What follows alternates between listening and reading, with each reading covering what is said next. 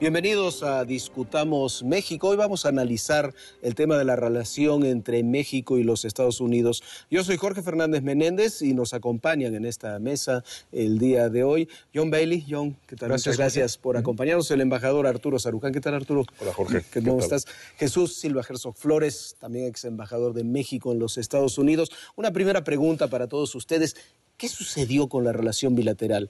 En 1994, cuando se estaba firmando el Tratado de Libre Comercio, hablábamos de una integración regional, pensábamos en un futuro de un mercado común, y hoy vemos que si bien la relación comercial es muy importante, la diplomática también, pareciera que estamos muy lejos de esa posibilidad.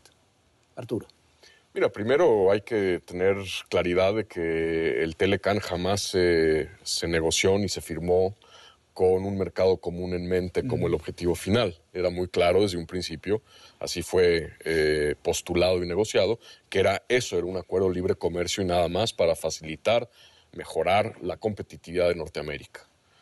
Es evidente que no solo porque la negociación en su momento fue muy complicada, es decir, México no quería incluir temas que eran política o domésticamente muy complicados en ese momento, energía. Estados Unidos no quería en ese momento incluir un tema enormemente importante en ese momento y hoy, que es la movilidad laboral, es decir, la migración. Canadá estaba muy preocupado por el impacto que esto tendría para, sobre todo, recursos naturales canadienses. Entonces, desde un momento estuvo relativamente acotado el tratado. Creo que además, desde el 93 a la fecha, pues ocurrieron en particular un acontecimiento que fue el 11 de septiembre, que descarriló mucho del apetito, la visión, el enfoque de Estados Unidos, no solo en la región, en el hemisferio occidental, sino también en la relación con sus vecinos. Parecería contraintuitivo porque efectivamente la vulneración de la seguridad interna de Estados Unidos presupondría que Estados Unidos buscaría fortalecer la relación con sus vecinos para mejorar su seguridad periférica. Si bien esto ha pasado de alguna manera, también es un hecho que los temas que hoy siguen predominando en la agenda política exterior de Estados Unidos se encuentran en otras latitudes. Están en Irak, están en Irán, están en Afganistán, que es donde se centra la preocupación y la percepción de vulnerabilidad y amenaza a Estados Unidos. Entonces creo que hay tanto factores exógenos como algunos de los pilares que conformaron en su momento el diseño y la negociación del propio Telecan. Pero, John, Europa avanzó de aquel acuerdo del carbón y el acero en los años 50 hasta lo que tenemos ahora en Europa. Lo que sucede es que no tampoco parece haber voluntad para una integración mayor en la región, como dice, ¿no? Arturo, hay que ponerlo en su contexto histórico, ¿no? De los años, a finales de los 80 se abrió una ventana, esa ventana quedó abierta hasta 01 con el ataque de 11 de septiembre. Y en ese contexto había la posibilidad de negociar un acuerdo comercial. El caso de Europa, para compararlo, es muy interesante porque yo explico mucho el éxito de la comunidad europea en el sentido de fue producto de una cuestión de seguridad nacional, o sea, una cuestión estratégica de la amenaza de la Unión Soviética. O sea, lo que explica para mí mucho el éxito de la comunidad europea son cuestiones más bien estratégicas y de seguridad. Pero no sería, lo que decía Arturo, ¿no sería lógico en ese sentido de ante el ataque terrorista conformar un área de seguridad de Estados Unidos, pero incorporando a Canadá y a México? Es buen punto, es un incentivo. Y Estados Unidos ha habido un diálogo en que a México le ha interesado más temas económicos y Estados Unidos siempre le ha interesado más temas de seguridad, y ha habido una especie de dificultad, ¿no?, de conectar esos dos temas en encontrar una nueva fórmula para un NAFTA Plus o un TLC Plus. Y hasta ahora, pues no ha habido un éxito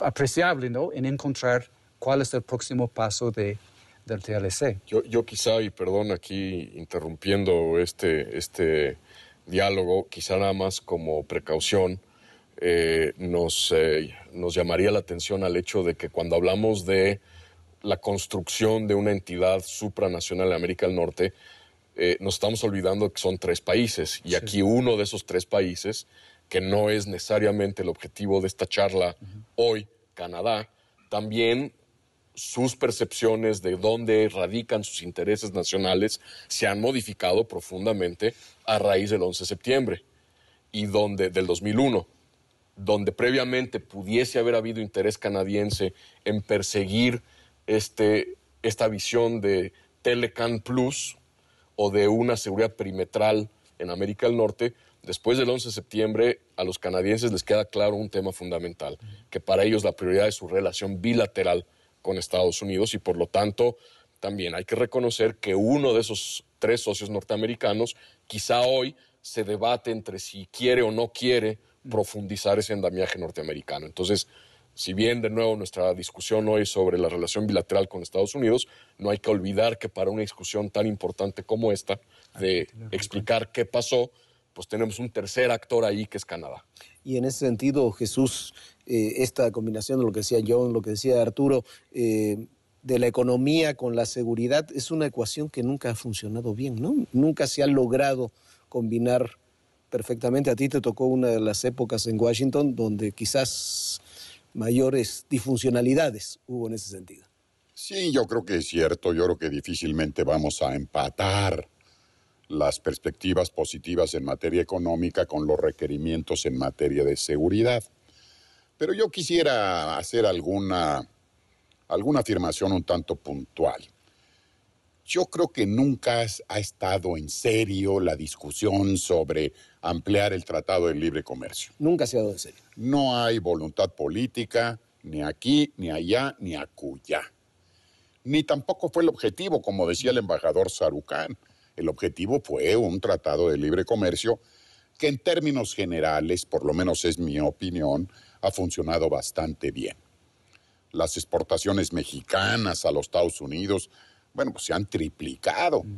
Las inversiones de los Estados Unidos en México han registrado un aumento muy significativo. Pero también hay que señalar que se equivocaron aquellos que pensaban que la firma del Tratado de Libre Comercio era la panacea que iba a resolver todos los problemas de México. Esto no es así. E incluso creo que podemos ser un poquito más rigurosos y pensar y reconocer que en este periodo, del 94 para acá, pues la tasa de crecimiento de la economía mexicana ha sido mediocre. Hemos tenido un ritmo de aumento en la producción nacional considerablemente menor que el que tuvimos en las épocas en que no teníamos el Tratado de Libre Comercio. Pero ha sido mediocre no por el Tratado de Libre Comercio, No, sino por los errores que hemos cometido en el manejo de la economía. Por muchas razones, y yo creo que en buena medida también por errores en materia de política económica, pero el hecho concreto, real, es que México no ha crecido en este periodo. O hemos crecido al 2,5% en términos reales, en promedio, lo cual ha sido claramente insuficiente para atender la demanda del crecimiento de la fuerza de trabajo, abatir la pobreza, mejorar la desigualdad. Entonces, creo que hay que tener una actitud muy prudente en relación con estas cuestiones y de ninguna manera pensar que con la firma de un acuerdo como el que se firmó en el 93 íbamos o vamos a poder resolver los problemas nacionales. Hay que recordar a Benito Juárez. Nadie hará por nosotros lo que nosotros no hagamos por nosotros mismos.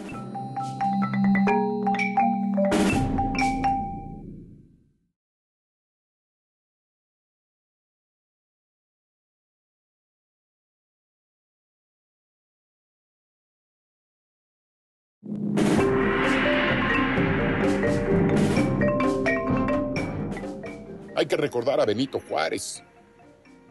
Nadie hará por nosotros lo que nosotros no hagamos por nosotros mismos. Y eso deberíamos clavárnoslo nosotros en la conciencia del mexicano para estimular el esfuerzo propio, las decisiones que nosotros tenemos que tomar y que desafortunadamente no hemos tomado. En estas decisiones que no hemos tomado, se conjugan también otros elementos. Comienza el tratado de 1994, hasta la crisis, el año crítico de 1994, la crisis de 95, y lo cierto es que desde 95 en adelante, sobre todo desde el 97, México no hace ninguna reforma estructural profunda. Y tampoco, siguiendo lo que tú dices, está en condiciones de aprovechar bien el tratado. Un punto, por ejemplo, una estrategia integradora en energía.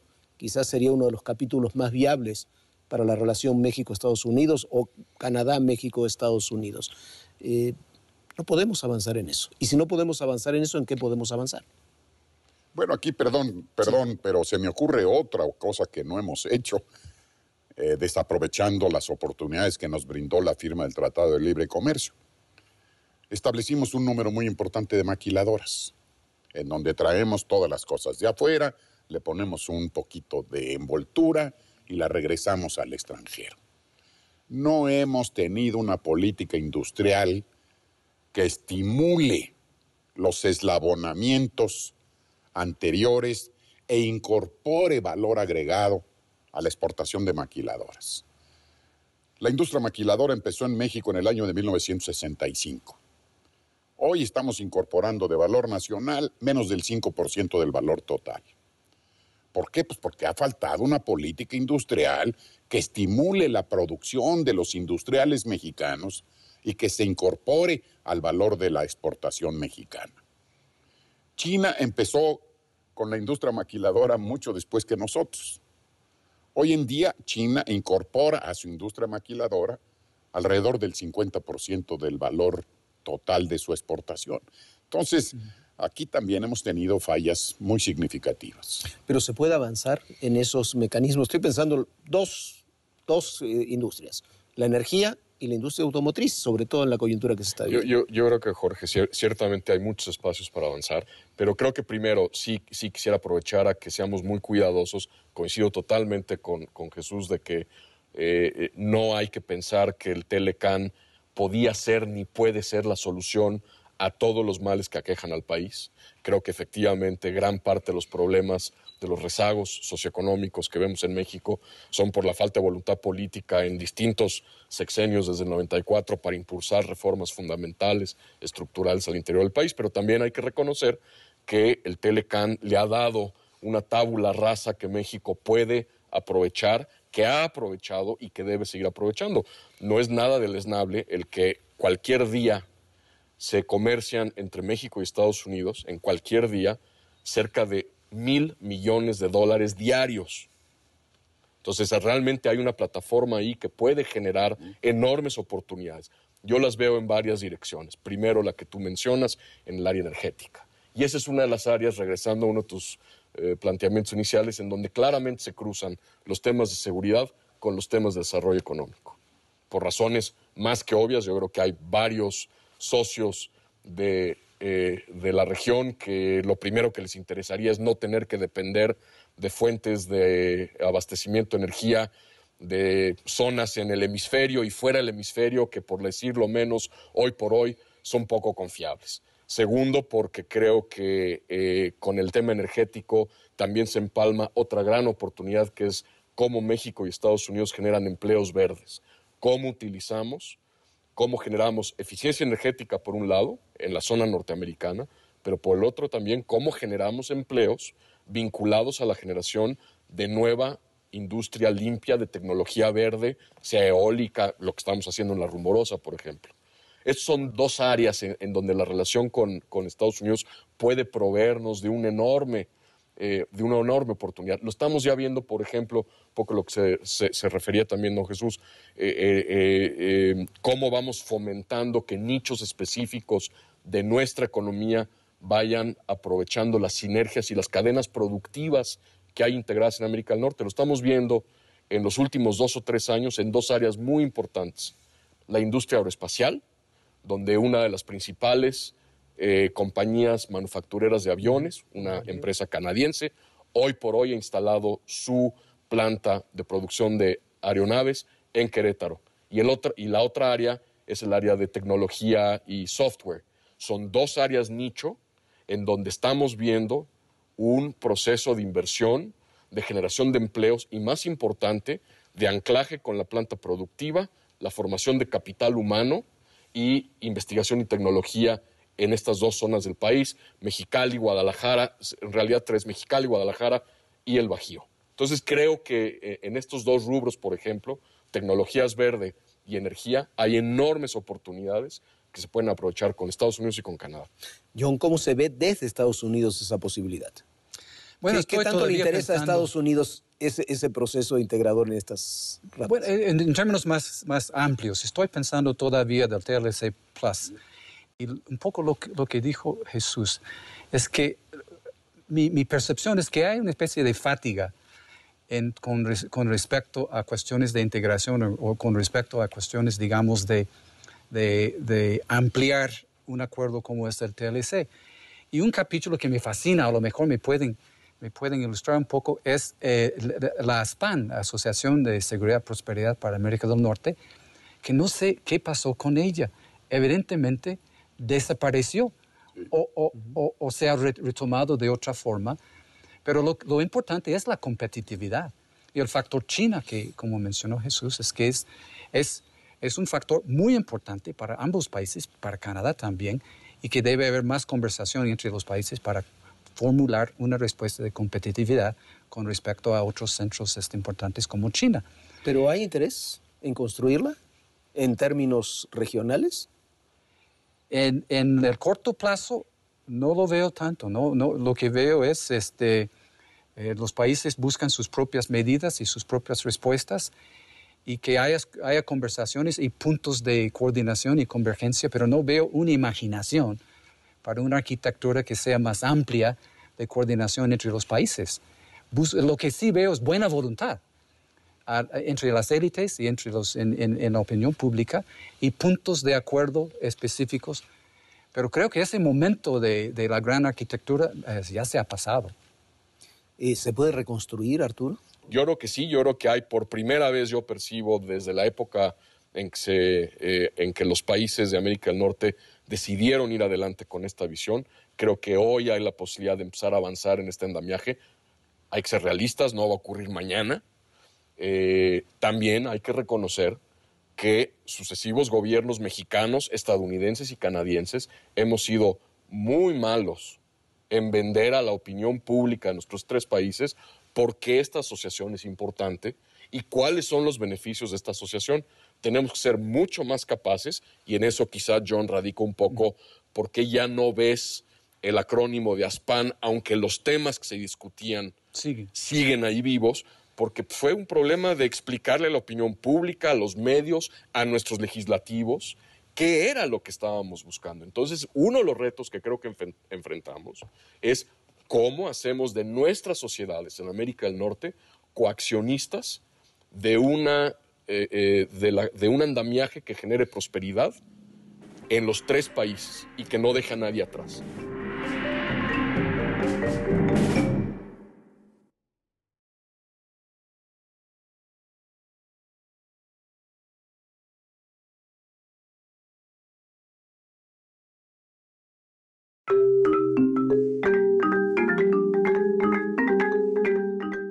Uno de los retos que creo que enfrentamos es cómo hacemos de nuestras sociedades en América del Norte coaccionistas de un andamiaje que genere prosperidad en los tres países y que no deje a nadie atrás. Pero para eso, como decía John, se necesita voluntad política de las élites. Claramente. Y las élites, me parece que no hemos convencido a la gente, pero tampoco hemos convencido a las élites de ese proceso. Hay bolsas de esas élites en los tres países que ciertamente habrá que seguir empujando y convenciendo de la bondad de este esquema. ¿John? Si me permite, lo que veo de cerca, y Arturo también lo ve de cerca, es que Estados Unidos está en una etapa en que la batalla partidista es semi-hondureña.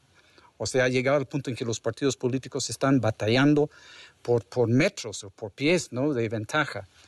Y hasta ahora no veo posibilidades de una apertura en que los partidos se pueden poner de acuerdo sobre una visión, digamos, a largo plazo. Se puede hacer, pero sería sorprendente. Canadá tiene un gobierno de minoría. Entonces allá les va a ser difícil crear... México también. En México, pues, es un gobierno muy plural, con muchas corrientes y mucha dinámica. Se puede crear ese tipo de visión, pero el contexto político es bastante complicado. ¿Cómo lo ves, Jesús? Mira, yo no, Ya la voluntad política, el tema político para trascender. yo no la veo. Tú no la ves. Yo no la veo. Es más, tengo mis dudas si fuera conveniente. Yo creo que todavía hay muchas cosas que hacer en México antes de pensar en un andamiaje mucho más amplio y en una asociación más estrecha. Creo que tendremos nosotros en México que fortalecer muchos sectores para poder entrar a una asociación más amplia en condiciones mejores. No sé, por ejemplo, en materia agrícola. Bueno, ahí no nos ha ido bien con el Tratado de Libre Comercio en general. Todos los cultivos que no son hortalizas ni frutas, bueno, pues han sufrido con la apertura de la frontera. Yo sí pienso que todavía hay muchas cosas que hacer en el interior del país, con la adopción de una serie de reformas, con la adopción de políticas más activas, más promotoras, para colocarnos en una posición un poquito más sólida antes de pensar en una asociación más amplia. No veo la voluntad política, ni aquí, ni allá, ni acullá. Y me estoy refiriendo no en al corto plazo, que esa sabemos que no existe, pero mirando, digamos, a 5 años plazo, no la veo. ¿Qué tanto influye la situación de seguridad que estamos viviendo en México para este tema, para la existencia o no de una voluntad política? Hace unos minutos platicábamos, bueno, la seguridad de Estados Unidos necesita una suerte de andamiaje regional, necesita seguridad en su frontera norte, en su frontera sur, para poder garantizar su propia seguridad. La situación que estamos viviendo en México de violencia e inseguridad se transforma en un tema también de política interior de los Estados Unidos, o se debería transformar en un tema de política interior de los Estados Unidos. ¿Qué tanto influye la seguridad, la violencia, lo que estamos viviendo en esta relación? Yo estoy convencido de que una de las razones que hacen de esta relación bilateral única en el mundo, y es la razón por la que yo siempre he dicho en Estados Unidos durante mi gestión como embajador, que por mucho que haya un Irak, un Irán, un Afganistán, un Medio Oriente, no hay relación bilateral más importante para el bienestar económico, la seguridad y la prosperidad de los estadounidenses que la relación con México, es porque son quizá los únicos 2 países del mundo en donde la política interna de uno es política exterior del otro. Es decir, de manera creciente las decisiones que se toman en el Congreso de la Unión en México o las decisiones que se toman en la Cámara de Representantes o en el Senado estadounidenses en temas que no son nominalmente temas de política exterior, tienen un brutal impacto en la vida cotidiana del país vecino. El tema de la seguridad pues no es ajeno, Jorge, lo sabemos, cómo los 2 países estamos trabajando en la zona fronteriza en particular para, por un lado, evitar que drogas fluyan hacia el mercado consumidor más grande del mundo y que, en el sentido inverso, las armas y el dinero en efectivo que están alimentando a los grupos delincuenciales en México no estén cruzando la frontera con Estados Unidos. ¿Cómo vamos los 2 países entendiendo esta realidad, esta conectividad que un poco se plasma con este lema que hemos buscado usar para explicarle a la opinión pública qué es lo que estamos procurando hacer, que es el de la responsabilidad compartida? Es lo que precisamente estamos tratando de construir ahora en la relación con esta administración. Primero, un intercambio mucho más eficaz de información, esquemas de cooperación que, lo debo decir, y el propio embajador Silva Herzog no me dejará mentir, cuando nosotros empezamos, cuando yo tuve el privilegio de trabajar con él precisamente en la oficina de asuntos de narcotráfico en la embajada, cuando nos tocó vivir un momento muy complicado en la relación bilateral con el arresto del entonces director de política antidrogas mexicano, el general Gutiérrez Rebollo, cuando uno hablaba del tema de tráfico de armas, era como hablar al vacío. Hoy por hoy, por mucho que falte enorme camino por andar, hay por primera vez en la historia de la relación bilateral, primero un Congreso que está empujando a la administración a hacer más y una administración que por primera vez está poniendo mayores recursos, mayores hombres en prevenir ese trasiego de armas hacia el sur. ¿Quiere decir que todo es perfecto y que ya no hay problemas y que estamos avanzando con la velocidad necesaria? Ciertamente no. Pero creo que crecientemente, y en el tema de la seguridad, sea vinculada al crimen organizado transnacional, o sea, mucho más amplia con relación a potenciales amenazas terroristas a la zona norteamericana, empieza a entenderse en Estados Unidos y en México que la única manera en que estos dos países vamos a poder avanzar es si trabajamos de manera mancomunada. Y esto sí no lo habíamos visto nunca antes. ¿Sí se entiende, John, en Estados Unidos? Coincido mucho con Arturo y ahora regresamos al tema de la seguridad y política social, política económica. Si hay algo que entendemos los gringos es la seguridad. Si hay algo, es una oportunidad riesgosa en el sentido de que si se entra en una relación que da prioridad a la seguridad, se abren muchas posibilidades de la coordinación. Pero el instinto estadounidense muchas veces es militarizar cuestiones de seguridad. Entonces, ese es un riesgo. Por otro lado, hay una imaginación de cómo enfrentar cuestiones de seguridad que abre posibilidades de una coordinación más amplia. Por ejemplo, están hablando de 4 pilares y uno de esos pilares tiene que ver con comunidades fuertes y resilientes. Abre posibilidades de experimentos o de plan pilotos de cómo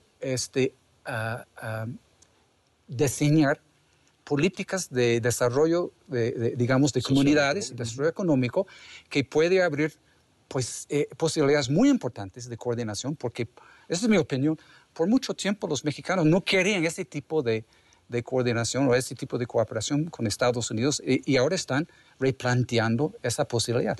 No sé hacia dónde va, nada más es una política anunciada que da la expectativa que va a haber cambios importantes. Ojalá que sí, porque abre posibilidades, pero es una oportunidad que lleva también sus riesgos de militarizar o de, como digo, moldear esos programas de una manera no tan positiva. Pero está también la posibilidad en ese contexto de que, como una reacción, sobre todo local, no hablo a nivel federal, no hablo a nivel de Washington, de la tentación de los estados fronterizos de los Estados Unidos de cerrarse, tratar de crear una barrera para no contagiarse de la violencia de México. ¿No existe eso? Pues es riesgosa, ¿no? Por eso digo, pero lo que he visto hasta ahora, el caso de Sonora y Arizona es un caso pues que tiene mucha promesa, porque ahí ha habido una coordinación y una cooperación fuerte ya por mucho tiempo. El caso de Tijuana y San Diego también, ¿no? Es muy prometedor. Entonces, hay 26 cruces importantes y hay 26 posibilidades de cooperación y de tensión. Por eso digo que hay oportunidades, pero no hay nada seguro de que vaya por ese camino de cooperación. ¿Qué tanto afecta, Jesús, los temas de seguridad? Hablaba ahora Arturo de ese momento muy difícil, que es cuando detienen al zar antidrogas de México, a Gutiérrez Rebollo, ex general, ya no lo es, por su relación con Amado Carrillo, con el narcotráfico. ¿Cómo lo ves ahora, llevado ya no solamente un personaje en particular, sino una situación de miles de muertos, violencia, enfrentamientos en la frontera?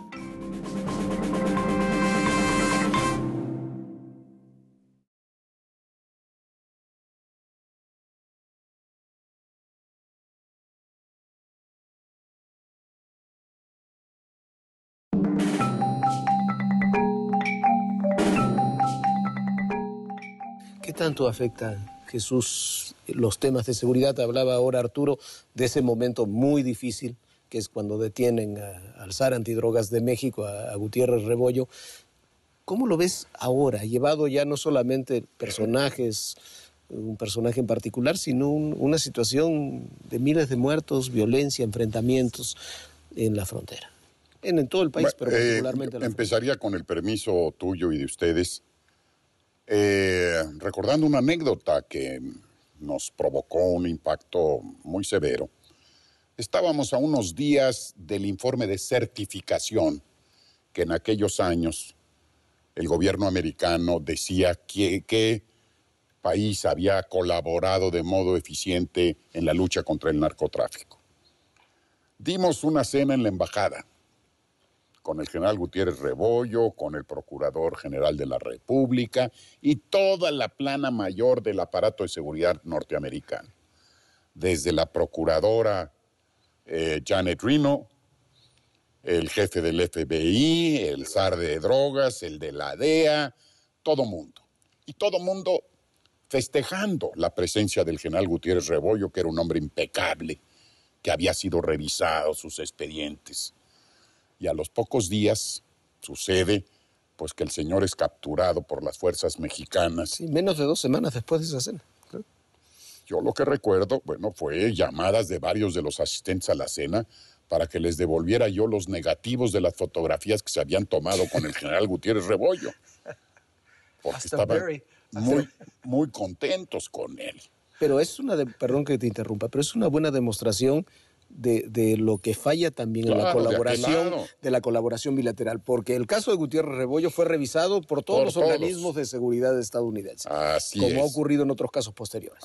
Absolutamente. Pero bueno, termínanos la historia. Seguramente la seguridad está en este momento, en estos últimos años, ejerciendo un papel pues mucho más trascendente que lo que acontecía en años anteriores. Lo que hemos visto en nuestro país en estos últimos meses es verdaderamente aterrador y está contaminando mucho de la actitud de los norteamericanos frente a México. No me cabe la menor duda, no solo en la zona fronteriza, sino extendiéndose ya también adentro del país. Es decir, México es un país inseguro. Claro, hay trabajos, esfuerzos de colaboración bilateral muy importantes y ojalá y se fortalezcan, pero el hecho concreto es que el tema de la seguridad está afectando la conciencia del mexicano y la conciencia del norteamericano. Y eso va a tener impacto en muy diversas áreas de la colaboración bilateral. Pero yo quisiera aprovechar un poco alguna de las expresiones que hizo nuestro embajador Arturo Sarucán para señalar que coincido con él absolutamente en que no hay ninguna otra relación bilateral entre Estados Unidos y cualquier otro país del mundo que tenga la importancia que tiene la relación con México.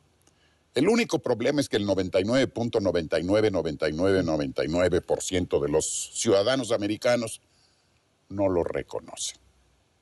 Y yo creo que ese es el gran reto que tenemos, que hemos tenido a lo largo de la historia, que no se reconozca la importancia fundamental que México tiene para los Estados Unidos. Y reconocemos en México que la relación más importante que tenemos es Estados Unidos, porque algunos piensan que es Venezuela o Cuba, ¿eh?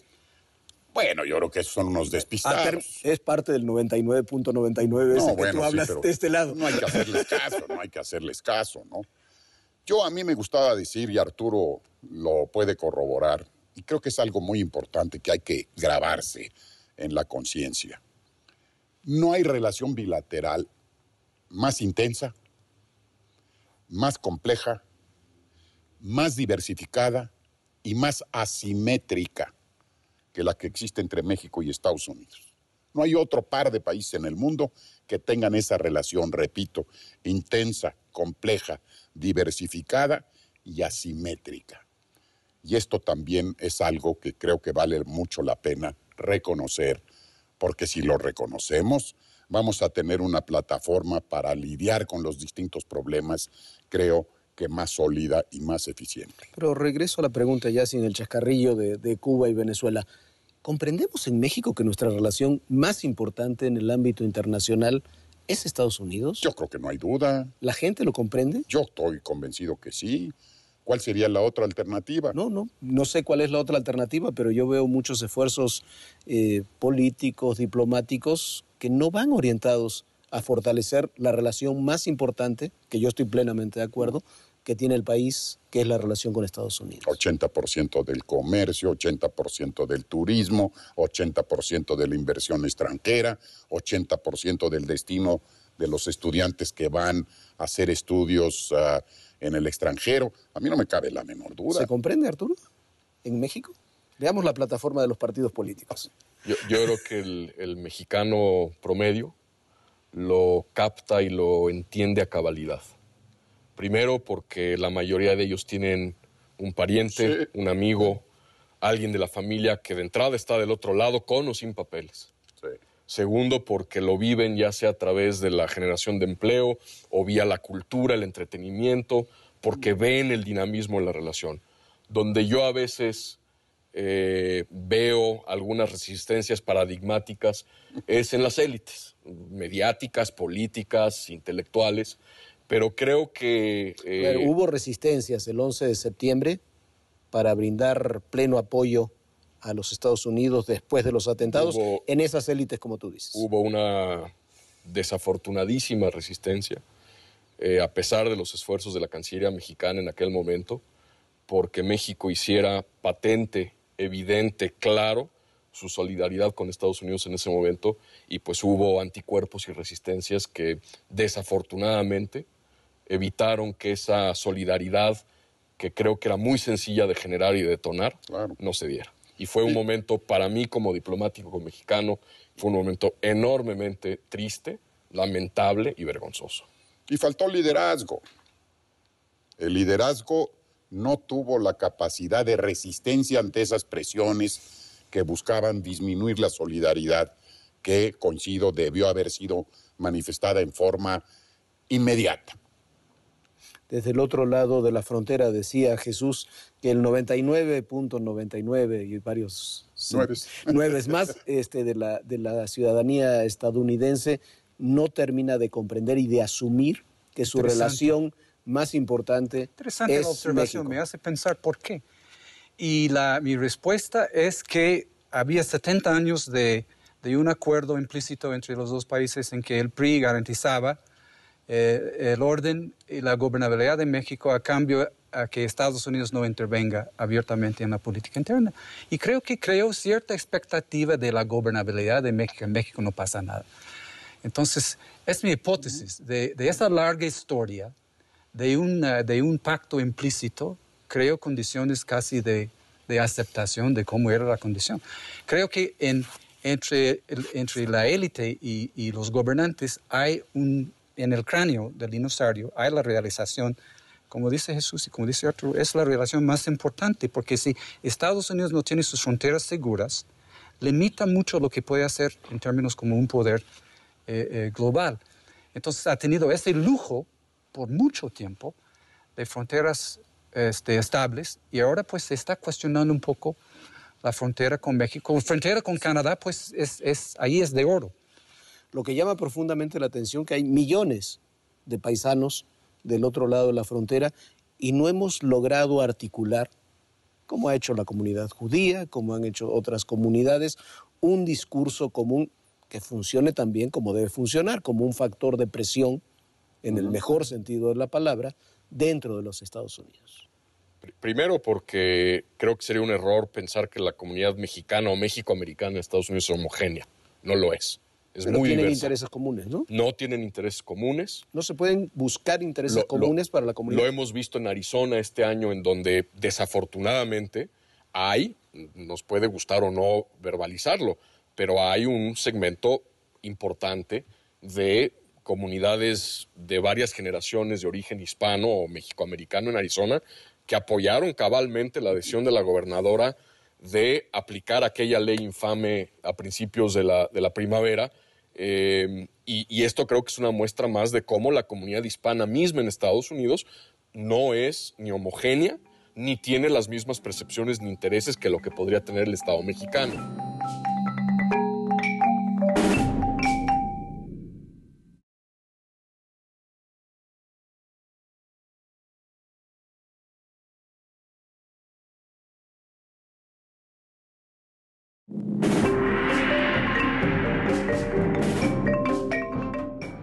Hay un segmento importante de comunidades de varias generaciones de origen hispano o mexicoamericano en Arizona que apoyaron cabalmente la decisión de la gobernadora de aplicar aquella ley infame a principios de la primavera. Y esto creo que es una muestra más de cómo la comunidad hispana misma en Estados Unidos no es ni homogénea, ni tiene las mismas percepciones ni intereses que lo que podría tener el Estado mexicano. Habiendo dicho eso, también creo que es importante agregar que no hay que olvidar que muchos de nuestros paisanos en Estados Unidos ven a su país con enorme recelo, ya sea porque se sienten que están en ese país porque su propio país no les pudo dar una oportunidad de empleo, de vida digna, Entonces hay una mezcla entre enorme cariño a lo que le representa México en términos familiares, culturales, pero también un enorme recelo Una suerte de y rencor, resentimiento de y rencor, rencor dices. hacia el gobierno mexicano, indistintamente del color del cual éste sea. Finalmente, a pesar de esto, creo que en los últimos años sí hemos venido dando un giro enormemente importante de la relación de México con las comunidades hispanas y con los organismos populares hispanos. Cuando negociábamos el Telecán, cuando México negociaba el Telecán, y lo sabe John y el propio embajador lo atestiguó, México cometió un error. Pensó que la comunidad hispana y méxico-americana en Estados Unidos tenía que apoyar la agenda mexicana en Estados Unidos porque eran mexicanos o mexicoamericanos. Y no se entendía lo que hoy estamos haciendo, que es cualitativamente distinto. El gobierno del presidente Calderón, la embajada mexicana en Estados Unidos, no está buscando que las comunidades hispanas nos apoyen en nuestra agenda. Nuestra embajada y nuestra red consular los están apoyando a ellos en su agenda de empoderamiento político, económico y social en Estados Unidos. Y eso ha cambiado vertiginosamente la relación que hay entre esas organizaciones y el gobierno y el Estado mexicano. Y es ese cambio el que hacia adelante puede, por primera vez en la historia de México con Estados Unidos, generar mecanismos de sinergia y de simetría como los que hemos visto que otros países, Israel, Irlanda, Grecia, Italia, con comunidades mucho más pequeñas que las nuestras, pero muy politizadas, han logrado generar a lo largo de las décadas en la vida política de Estados Unidos. Hay dos factores interesantes las comparaciones. La comunidad judía Israel y el caso de Irlanda. Lo que pasa con la comunidad judía y Israel vive en una situación precaria. Su sobrevivencia está en juego.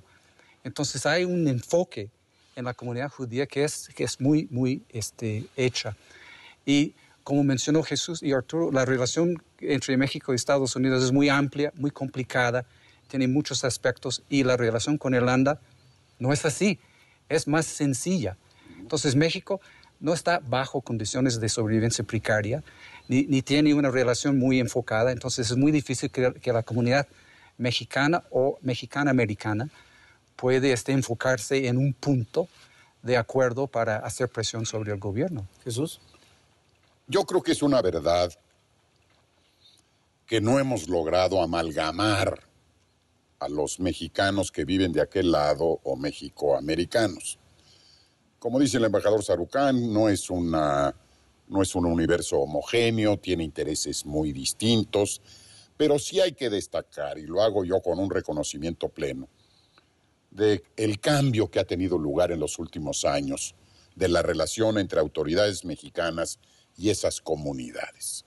Yo le recuerdo al teleauditorio que hace, 15 o 20 años, el contacto del gobierno de México con las comunidades era el 15 de septiembre, el Día del Grito, en que iba un secretario de Estado, representante del presidente, a dar el grito a San Francisco, a Houston, a Nueva York, etc. Esto se fue repitiendo, pero llegó un momento en que la comunidad hispana, la comunidad mexicana, decía, estos cuates llegan una vez al año, toman el avión, al día siguiente se van, ya no los queremos. Se suspendieron esos gritos por parte de representantes presidenciales. Y hoy hay un contacto mucho más intenso, mucho más cercano entre autoridades mexicanas y comunidades mexicanas. Falta muchísimo por hacer, pero yo creo que vamos en el camino correcto. A ver, estamos ya en los últimos minutos de este programa. Quisiera que ustedes tres perfilaran un poco el futuro de esta relación. John. Bueno, yo en la interpretación histórica de larga onda, estamos en una relación fuerte, constructiva, siempre con sus problemas, pero no estamos en la época de los 80s, ni mucho menos de los 70s. Entonces es una nueva era en que haya buena voluntad entre los gobernantes y creo que entre la opinión pública de ambos países. Que va a haber problemas, pero en eso yo creo que hemos entrado en una nueva etapa, que es una etapa positiva. Jesús. La relación México-Estados Unidos siempre va a ser conflictiva. siempre va a ser positiva en algunos aspectos, pero vamos a tener conflictos en materia comercial, en materia de seguridad, de migración, que son temas que hemos discutido esta noche. A mí me parece que lo más importante es que hay una gran ignorancia en Estados Unidos sobre qué cosa es México, y en México una gran ignorancia de lo qué cosa es Estados Unidos. Hay actitudes preconcebidas, prototipos, pero la verdad es que a pesar de que somos vecinos, que hemos compartido la frontera ya durante algunos años y que esa frontera pues era un poquito más para allá, era nuestra, tenemos un profundo desconocimiento de las sociedades. Mejor hoy que hace 20 años, pero yo sí siento que uno de los grandes elementos que hacen falta es que nos conozcamos mejor entre las sociedades. Porque con un mejor conocimiento creo que vamos a tener una mejor capacidad para podernos entender y hacer cosas juntos que a las dos naciones nos conviene. Arturo. Yo resumiría el reto como la disyuntiva entre seguir jugando matatenas y empezar a jugar ajedrez. ¿Cómo pueden los dos países empezar a entender estratégicamente el futuro de la relación bilateral y la relación bilateral en un contexto regional norteamericano mucho más amplio? Creo que para el momento que vive la relación bilateral hay 4 áreas muy claras que seguiremos empujando como los ejes motrices de la relación bilateral. No es sorprendente: seguridad fronteriza, ya sea porque estamos combatiendo al crimen organizado transnacional o porque nos guste o no, una amenaza a la seguridad de Estados Unidos o una percepción de amenaza a la seguridad de Estados Unidos tendrá un enorme impacto en la relación bilateral, como ya ocurrió a raíz del 11 de septiembre. El segundo es cómo, a la medida que vamos fortaleciendo la seguridad en la frontera, generamos capacidad para facilitar los flujos comerciales, el intercambio de personas y de bienes. El tercero, este tema que abordábamos, cómo le entramos al tema de eficiencia energética y a la generación de fuentes de energía verde o sustentable. Y finalmente, el tema quizá más importante para el futuro bienestar de América del Norte y de México y Estados Unidos, el bienestar social.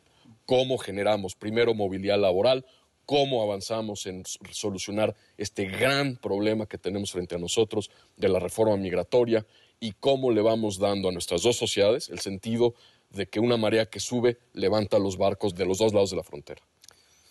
John, Arturo, Jesús, muchísimas gracias por acompañarnos. Muchas gracias a todos ustedes. Gracias por acompañarnos en Discutamos México. Gracias.